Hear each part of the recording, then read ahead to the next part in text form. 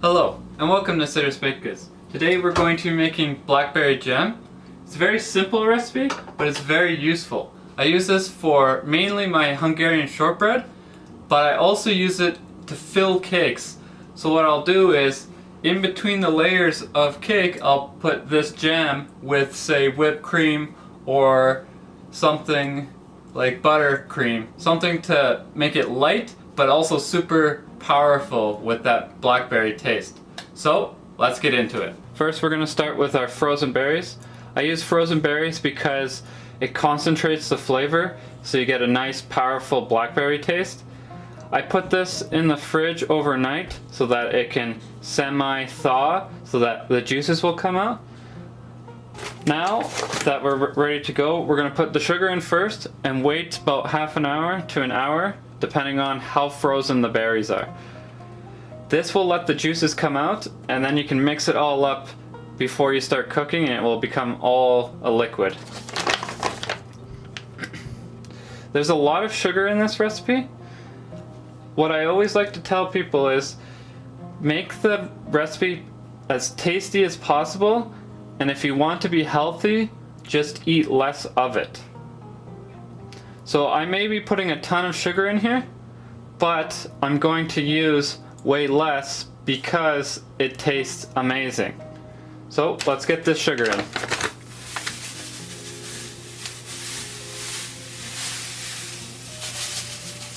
After we get all the sugar in, we're going to add in our lemon juice with our zest.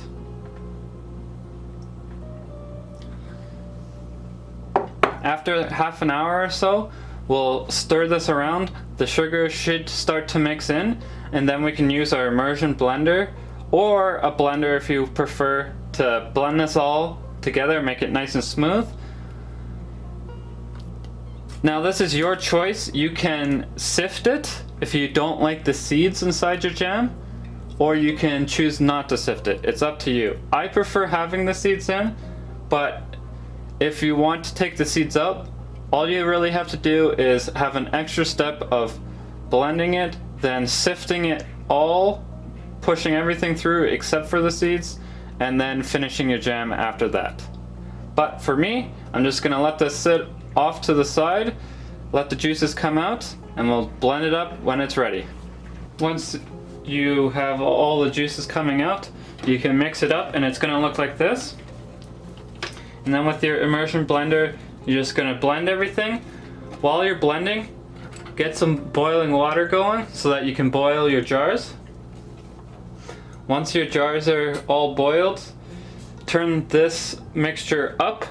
We'll get it to a boil, add our pectin, and it should be done by then. So I'll just start blending up and we'll come back when that starts boiling. I've blended up the jam. Now it's time for us to start boiling our jars.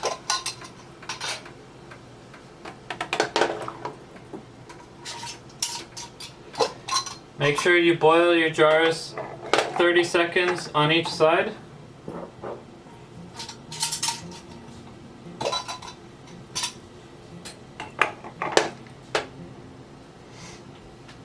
So make sure it's 30 seconds on this side, flip it, and then 30 seconds minimum.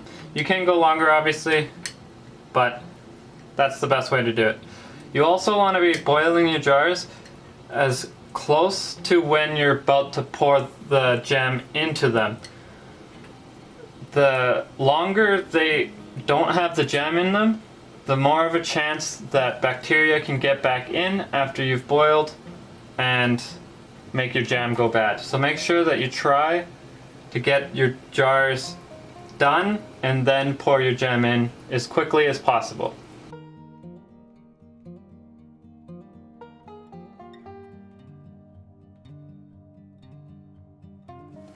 Now that I'm done all the jars, I'm going to do the lids. With these types of lids, make sure that the rubber O-ring around it isn't damaged or it won't seal properly and your jam will go bad quicker. So as long as you don't have any damage, you can just throw it in. And when you're using your tongs, be very careful to not scratch it or anything. With the lids, you can just put them all in at once. Just make sure that the water's touching it.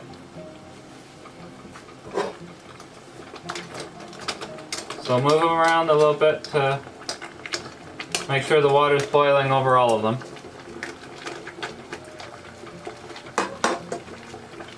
While this is going on, always make sure that this is on low heat so that it doesn't boil over while this is going. You do want this to get hot so that you can pour it in right away, but this will bubble up very quickly once it gets really hot and will go everywhere if you're not careful. I can now turn this up. Since I'm done sanitizing my jars, it's already starting to boil, so it shouldn't take too long to get to a nice boil.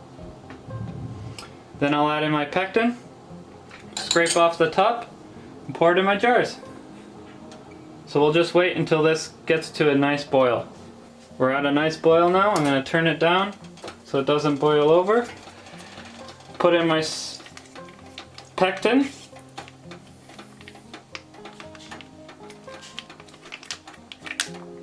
Make sure you get all of it in there. Then make sure you mix it up nicely. You bring it back to a boil.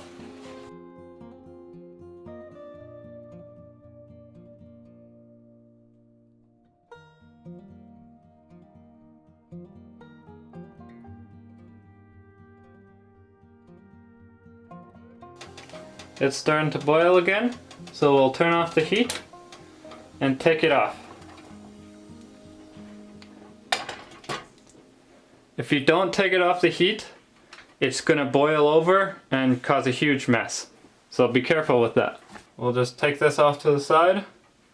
We don't need this anymore. We're gonna use the ladle instead. And just scrape off the bubbles. The reason why you do this is because two reasons actually. One, there's a lot of air trapped in these bubbles, so if you put all these bubbles into one jar, that jar wouldn't be the correct volume.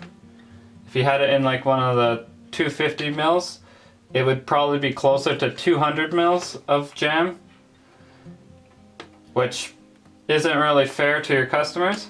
And the other reason is it doesn't look as nice. So we're gonna just take off as much as you can. This doesn't mean it's not jam, and you can still use this. And what I like to do is keep this off to the side for myself at home, or for when I'm using it in baked goods, I can use this jam because it's gonna taste the same. It's gonna get that nice same flavor. And if it's in a filling of a cake or in the Hungarian shortbread, you're not going to notice the bubbles because as it bakes, those bubbles will go away. Or if it's in the cake, you're not going to notice it compared to everything else on the cake. You can start to see there's a darker spot. That's how you know you got all the bubbles. And just take as much as you're comfortable with. You don't have to take every single last bubble because it will end up being a lot of jam that you're taking off. But just take a good amount off so that you don't ruin anything. However, if you are making this at home, you can just pour it into your jars. It won't matter because you're going to use it for yourself and it's fine. This is only really if you want to make it look pretty as a gift or selling to a customer.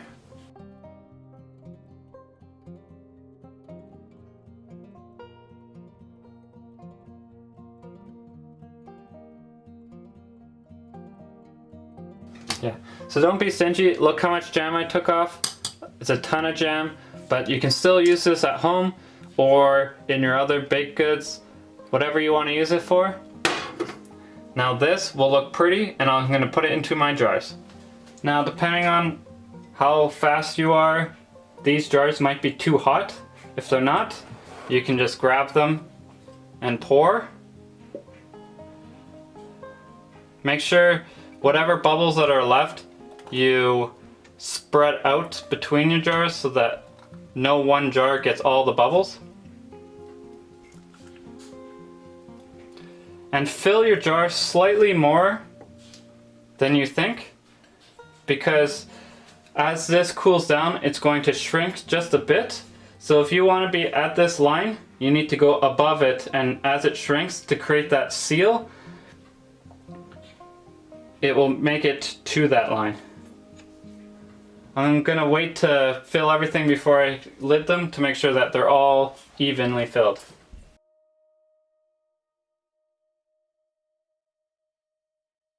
Be very careful. This jam is like lava and it's sugar, so if it gets on you, it's gonna stick, burn, and peel your skin off. It's very dangerous. So go slow, don't rush this.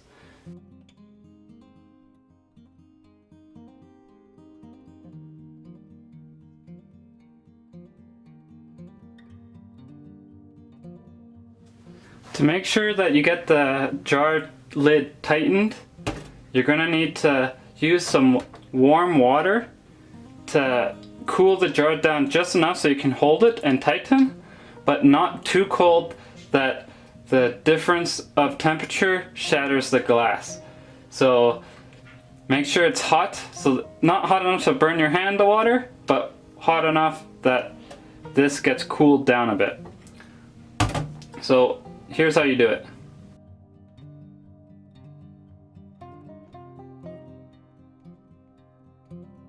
It's very hot, so you gotta go quick. The other benefit to doing it this way is as you're tightening it, you can feel around to see if there's any jam that you spilt or anything, and you can wash that off as well.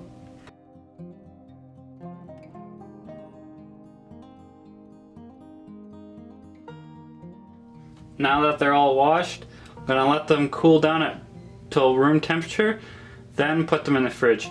If you put these in the fridge right away, all it's gonna do is heat up your fridge, and then everything in your fridge will go bad. So you might as well wait till room temperature, then put it in your fridge to set overnight.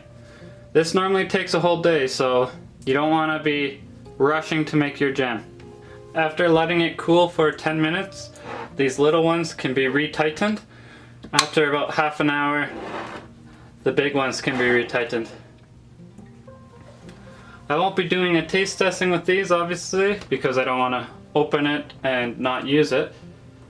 But I know for a fact, as I was cooking, tasting it as I go, that this is going to taste amazing. It's very simple to begin with. It's only sugar, berries, a little bit of lemon juice. So the flavor doesn't really change too much, but you want to really focus on whatever fruit you're using to make a jam. In this case, blackberries. So when I use those frozen blackberries, I got a lot of blackberry taste coming out, and it's really good. If you've liked this video, please like and subscribe. You can follow me on Facebook, Twitter, or Instagram.